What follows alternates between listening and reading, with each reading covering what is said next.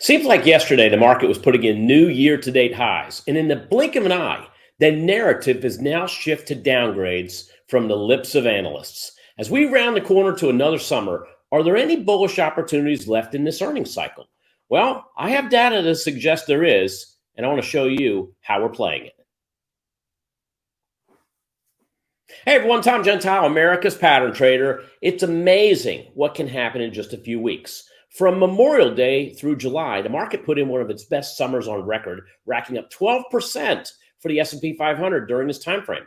Sectors such as commodities, financials, even tech stocks all led the market to new year-to-date highs. But what's with this big turnabout in the last 2 weeks? You can see here that the S&P 500 has had a really great run of it from the end of May to about the end of July. And you can see that big move up. Now, we started to get some cracks since then. And what's been the big turnaround in the last 2 weeks? Well, it all started at the beginning of August when credit analyst Fitch downgraded the U.S. debt from AAA to AA+, citing, in their words, a steady deterioration in standards of governance. Add in some companies with some not-so-stellar future guidance, and most recently, Fitch's encore appearance downgrading the banking sector, and this time it's not just the regionals, but big names such as J.P. Morgan. Smells like a big pullback when you look at the 90-day chart, but this really only represents about 3% of the most recent highs. All right, if you check out my video from the beginning of August, then you know it's a toss-up for August as a month seasonally. That means over the last 10 years, there's a mix of bullish and bearish days on the most popular stocks for the month of August. So where can I go to find stocks that have the most likelihood of moving higher with the least amount of risk? As a pattern trader, I want to go where everybody isn't.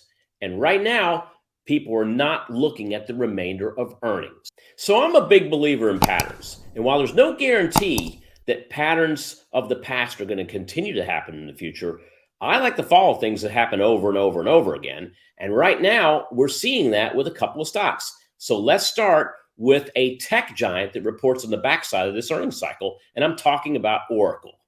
Now, I could sit here and dazzle you with product announcements, revenue and earnings growth, and even fundamental analysis, but I'm going to leave that to the long-term investors. I want to show you something I'm spotting in the near term with this stock. So check this out.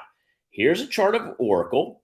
And as you notice, I know it might be hard to see, but the last 4 quarters, traders have driven up the price of Oracle around 5 points before the earnings were even announced. Now, what's interesting as well is what happens after earnings. In each of the last 4 quarters, Oracle has reported better than expected earnings, although the price action afterwards was a real toss-up. Sometimes it moved higher, sometimes it moved lower. So where is the consistency with this stock?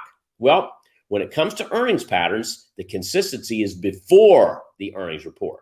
If the average move a week prior of earnings was around 5 points for Oracle, this represents a stock move of about 6% on average, give or take. What I mean is that the stock buyer had an average 6% profit buying the stock a week before earnings and selling it the day of earnings, just making sure they were out prior to the report.